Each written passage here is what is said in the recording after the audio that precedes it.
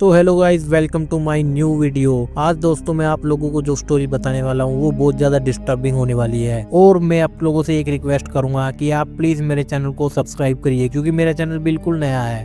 तो मूवी की स्टार्टिंग में हमें दिखाया जाते हैं दो बाप बेटे जो एक लेक पर एलिगेटर पकड़ रहे थे। तभी उसका बेटा टॉयलेट करने के लिए किनारे पर जाता है, लेकिन जब तक वो आता है तो वो देखता है कि उसके बाप को किसी ने बेरहमी से मार दिया था और इससे पहले कि वो कुछ कर पाता तभी एक इंसान झाड़ियों से निकल कर आता है और उसके भी दो टुकड़े कर देता है बगैर किसी हथियार के। इसके बाद में हमें दिखाया जाता है न्यू ऑरलियंस, जहाँ पर हमें बेन को दिखाया जाता है जो कि अपने फ्रेंड के साथ एक फेस्टिवल में आया था और रिसेंटली उसकी गर्लफ्रेंड जो कि 7 साल पुरानी होती है उसके साथ उसका हाल ही में ब्रेकअप हुआ था।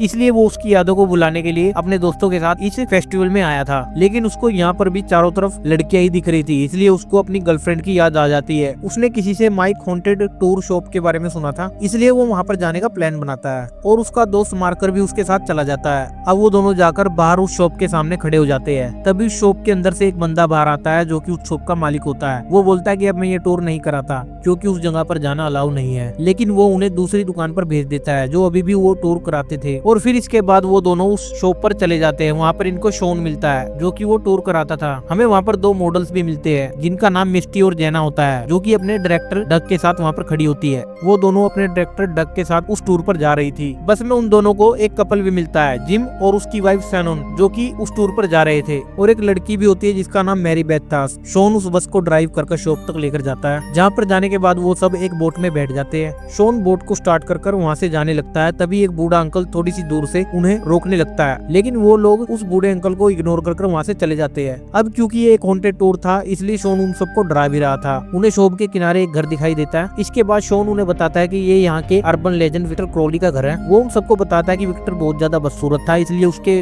डैड ने उसको एक हैचेट से मार दिया और आज भी क्राउली अपने डैड के लिए इस जंगल में रोता है। इसके बाद मैरी बेथ बोलती है कि ये घर और ये कहानी बिल्कुल नकली है। इसके बाद थोड़ी सी दूर जाते ही इनकी बोट पत्थरों के बीच में फंस जाती है। वो सभी उस बोट को निकालने की कोशिश करते हैं, लेकिन तभी वहाँ पर बारिश शुरू हो जाती है। काफी कोशिशों के बाद भी बोट नहीं निकलती और थोड़ी ही देर में वो बोट पानी में डूबने लगती है। अब वो सब के सब वहाँ पर बहुत बुरी तरीके से फंस चुके थे। इसके बाद जिमी एक पेड़ पर चढ़कर किनारे तक जाने की कोशिश करता है, लेकिन उसका पैर फिसल जाता है और वो नीचे गिर जाता है और एक एलिगेटर उसका पैर पकड़ लेता है। यहाँ पर उसकी कोई भी हेल्प नहीं करता, इसलिए मैरी बेथ एक गन निकालती है और उस एलिगेटर को शूट कर देती है। इसके बाद किसी तरह वो सब किनारे पर पहुंचते हैं और अब वो यहाँ पर और भी बुरी तरीके से फंस चुके थे। अब वो यहाँ पर शॉन से पूछते हैं, लेकिन अब शॉन की सारी असलियत सामने आ जाती है। इसके बाद वो सारी सच्चाई बताता है और बोलता है कि वो कोई टूर नहीं कराता और उसे उसके भाई ने पैसों के लिए यहाँ पर भेजा है और ये उसका दूसरा टूर है। पहला टूर तो उसका अच्छे से हो गया था, लेकिन इस टूर में वो फंस गया। अब इसके बाद अपनी बात को पलटने के लिए वो मैरी बेथ से पूछता है कि उसके पास गन कहाँ से आई। इसके बाद मैरी बेथ बताती है कि वो किसी को यहाँ पर ढूंढने के लिए आई है, क्योंकि 2 रात पहले उसका भाई और उसका डैड यहाँ पर एलिगेटर को पकड़ने के लिए आए थे और वो दोनों अभी तक घर पर नहीं पहुंचे। और ये दोनों वही है जो हमें मूवी की स्टार्टिंग में दिखाए गए थे, जिनको यहाँ पर बहुत बुरी तरीके से मार दिया था। अब मैरी बेथ बोलती है कि इनको यहाँ से किसी न किसी तरीके से जल्दी निकलना होगा, नहीं तो यहाँ पे हम सब मारे जाएंगे। लेकिन वो कोई भी उसकी बात नहीं सुनता और सब बोलते हैं कि हम यहीं पर रुकेंगे। तभी वो बोलती है कि ये विक्टर क्राउली का जंगल है और उन सबको उसकी असली स्टोरी बताती है। विक्टर जन्म से ही बहुत ज्यादा बदसूरत था, इसलिए उसका डैड थॉमस उसे बचपन से ही एक कमरे में बंद रखता था और विक्टर थॉमस का एक लौता बेटा था, इसलिए थॉमस उसे प्यार भी बहुत करता था। वहाँ के सारे बच्चे विक्टर को डराते थे और उसका मजाक उड़ाते थे, इसलिए वो दोनों बाप बेटे शहर से दूर इस जंगल में अकेले रहते थे। एक दिन हेलोवीन की रात को जब थॉमस घर पे नहीं था तो कुछ बच्चे विक्टर के घर पर जाकर उसके घर के अंदर पटाखे फेंकने लगते हैं, जो ये चाहते थे कि डर के मारे विक्टर बाहर निकल जाए। लेकिन उन पटाखों से विक्टर के घर के दरवाजे पर आग लग जाती है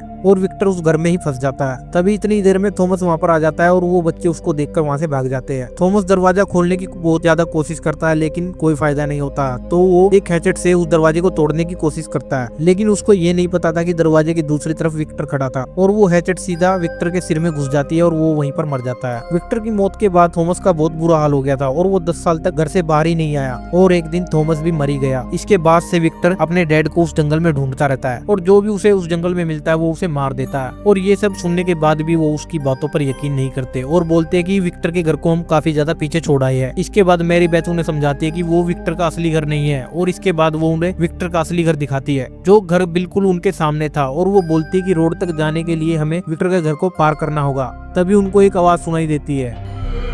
और कोई भी वहाँ पर जाने के लिए तैयार नहीं था और जिम की हालत बहुत ज्यादा बिगड़ रही थी। जिसके बाद शैनन उसे उठाकर अकेली उस घर की तरफ बढ़ती है और जैसे ही वो दोनों घर के बाहर पहुंचते हैं, विक्टर क्रॉवली अपने घर से आता है और हैचेट के साथ मार मारकर जिम के 2 टुकड़े कर देता है। शैनन वहाँ से भागने की कोशिश करती है लेकिन वो उसको ही पकड़ लेता है और बहुत भयानक तरीके से मार देता है। ये सब देखकर वहाँ से सब लोग भाग जाते हैं लेकिन मैरी बेथ वहीं पर रहती है और उसे शूट करने लग जाती है। विक्टर उसकी तरफ बढ़ता है लेकिन वो उसे गोली मारकर वहीं पर गिरा देती है और वहाँ से भाग जाती है। इसके बाद वो सब एक साथ मिल जाते हैं लेकिन उन सब में डग नहीं था और हम देखते कि डग अकेला ही भाग रहा था और भागते भागते वो सीधा विक्टर क्रॉवली से टकरा जाता है और वो उसकी गर्दन को घुमाकर बिल्कुल मरोड़कर वहीं पर मार देता है। यहाँ पर वो सब यहाँ से निकलने की कोशिश कर रहे हैं लेकिन वो घूम फिरकर उसी घर के सामने आ जाते हैं। मैरी बेथ हथियार को ढूंढने के लिए उस घर में जाती है और बेन भी उसके साथ चला जाता है। इसके बाद मैरी बेथ को उसके डैड और भाई की डेड बॉडी मिलती है जिसके बाद मैरी रो रो कर वहाँ पर बुरा हाल कर देती है। यहाँ पर उन सबको झाड़ियों में से एक आवाज सुनाई देती है तो मार्कस चेक करता है तो उसे एक रैकून दिखाई देता है और ये देखकर ये सब बेफिक्र हो जाते हैं। लेकिन तभी वहाँ पर विक्टर क्रॉवली आ जाता है और जेना को वहाँ पर पकड़ लेता है। वो एक बेल्ट स्टैंडर को उसके मुंह पर चलाने लग जाता है। ये सब देखकर मैरी बेथ बहुत ज्यादा अग्रेसिव हो जाती है और वो सीधा आकर विक्टर क्रॉवली पर हमला कर देती है जिससे वो नीचे गिर जाता है। इसके बाद बेन मैरी बेथ को वहाँ से खींचकर ले जाता है और शॉन मौके का फायदा उठाकर उसे मारने की कोशिश करता है लेकिन क्रॉवली उसकी नाड़ को धड़ से अलग कर देता है और उसको बहुत बुरी तरीके से वहीं पर मार देता है। जेना अभी भी जिंदा होती है लेकिन विक्टर क्रॉवली उसको भी बहुत बुरी तरीके से मार देता है। उन सबको अब ये सारी बातें पता चल चुकी थी कि ये अब यहाँ से नहीं जा सकते, इसलिए वो विक्टर को मारने का प्लान बनाते हैं। अब बेन बोलता है कि उसने विक्टर के घर में फ्यूल के कंटेनर देखे थे और उन्हीं कंटेनर की मदद से हम विक्टर को जलाकर मार सकते हैं। अब इसके बाद वो सब क्रॉवली के घर पर चले जाते हैं। इसके बाद मार्कस और मैरी बेथ क्रॉवली का ध्यान बटाने की कोशिश करते हैं। तब तक बेन वहाँ पर फ्यूल ढूंढता है और मिस्टी वहाँ पर पहरा देती है। बेन को एक कैन में फ्यूल मिल जाता है लेकिन बाहर से मिस्टी की कोई भी आवाज नहीं आ रही थी। इसके बाद विक्टर क्रॉवली मिस्टी के टुकड़े कर बेन के ऊपर फेंक देता है और वो देखता है कि क्रॉवली उसके बिल्कुल सामने था और फिर इसके बाद विक्टर क्रॉवली उस पर हमला करता है लेकिन मैरी बेथ पीछे से आके क्रॉवली को पकड़ लेती है। बेन जल्दी से क्रॉवली पर फ्यूल छिड़कता है और वो उसे जला देते हैं। लेकिन यहाँ पर एक और बहुत बड़ी बात हो जाती है, क्रॉवली जिस वजह से बच जाता है। वहाँ पर बारिश हो गई थी। अब यहाँ पर इन्हें लगता है कि इनकी किस्मत ही खराब है और क्रॉवली पे लगी हुई आग बुझ जाती है। अब ये सब देखकर वो सब यहाँ से भागते हैं और एक कब्रिस्तान तक पहुंच जाते हैं। उनको उस कब्रिस्तान का गेट मिल जाता है लेकिन तभी सामने से क्रॉवली भी आ जाता है। वो सब वहाँ से जान बचाकर भागने की कोशिश करते हैं लेकिन विक्टर मार्कस को पकड़ लेता है और उसके शरीर को भींचकर उसके शरीर की एक एक हड्डियों को तोड़ देता है और उसको वहीं पर मार देता है। और बेन चुपचाप खड़ा होकर अपने दोस्त को देख रहा होता है मरते हुए और कुछ भी नहीं कर पाता है। मैरी बेथ बेन को लेकर कब्रिस्तान से बाहर निकल जाती है। क्रॉवली उस कब्रिस्तान के गेट का सरिया निकाल लेता है और उनकी तरफ फेंकता है और वो सरिया सीधा बेन के पैर में घुस जाता है और वो वहीं उसी जगह पर फंस जाता है। और इसके बाद विक्टर क्रॉवली उनकी तरफ भागा आता है और यहाँ पर बेन दिमाग लगाता है। वो सरिये को निकालने के बजाय सीधा उसकी तरफ कर देता है जिससे बेन का पैर तो फट जाता है लेकिन वो सरिया सीधा क्रॉवली के अंदर घुस जाता है। इसके बाद वो दोनों वहाँ से निकल जाते हैं और मैरी बेथ को उसके डैड की बोट मिल जाती है और वो दोनों बोट पर बैठकर वहाँ से चले जाते हैं। वो दोनों आराम से बोट में बैठ के जा रहे थे लेकिन विक्टर तभी मैरी बेथ को पानी के अंदर खींच लेता है। वो अपने आप को किसी तरह छुड़ाने की कोशिश करती है लेकिन उसको बेन का हाथ दिखाई देता है और वो उसका हाथ पकड़कर पानी के ऊपर आ जाती है। लेकिन वो बाहर आकर देखती है कि क्रॉवली ने